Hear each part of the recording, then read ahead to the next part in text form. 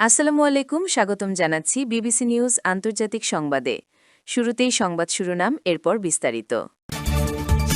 কুয়েতের পানি শোধনাগারে হামলা চালিয়েছে ইসরায়েল, দাবি ইরানের। মোসাদের সদর দপ্তরে হামলার দাবি ইরানের। দর্শক, এতক্ষণ শুনছিলেন সংবাদ শিরোনাম। এখন বিস্তারিত।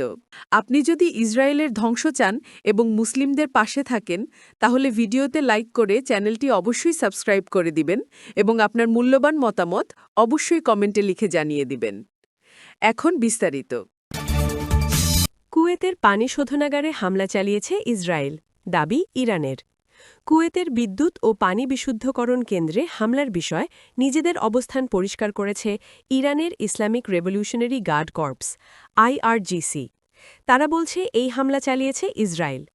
আইআরজিসির জনসংযোগ বিভাগ থেকে প্রকাশিত এক বিবৃতিতে সরাসরি ইসরায়েলকে বেসামরিক অবকাঠামোতে লক্ষ্যবস্তু করার জন্য অভিযুক্ত করা হয়েছে।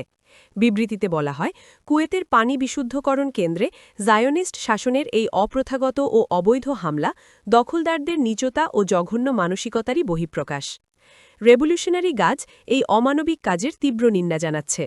বিবৃতিতে আরও বলা হয়, এই অঞ্চলে অবস্থিত মার্কিন সামরিক ঘাঁটি ও সেনা সদস্য এবং অধিকৃত ফিলিস্তিনি ভূখণ্ডে জায়োনিস্ট শাসনের সামরিক ও নিরাপত্তা কেন্দ্রগুলো এখন আমাদের শক্তিশালী লক্ষ্যবস্তুর তালিকায় রয়েছে। কুয়েতি কর্তৃপক্ষ জানিয়েছে, স্থানীয় সময় শুক্রবার দ্বিপ্রহরের ঠিক আগে একটি বিদ্যুৎ ও লোনা পানি শোধনাগার ইরানি হামলার শিকার হয়। তবে এই হামলায় ক্ষয়ক্ষতির সঠিক পরিমাণ এখনও নিশ্চিত হওয়া যায়নি। এর আগে শুক্রবার ভোরে কুয়েতের অন্যতম বৃহৎ তেল শোধনাগার মিনা আল আহমাদিতে ড্রোন হামলা চালানো হয়। রাষ্ট্রীয় সংবাদ সংস্থা কুনা জানিয়েছে, এই হামলার ফলে শোধনাগারের বেশ কয়েকটি অপারেশনাল ইউনিটে অগ্নিকাণ্ডের সৃষ্টি হয়। যদিও এসব হামলার দায় ইসরায়েলকে দিচ্ছে ইরান।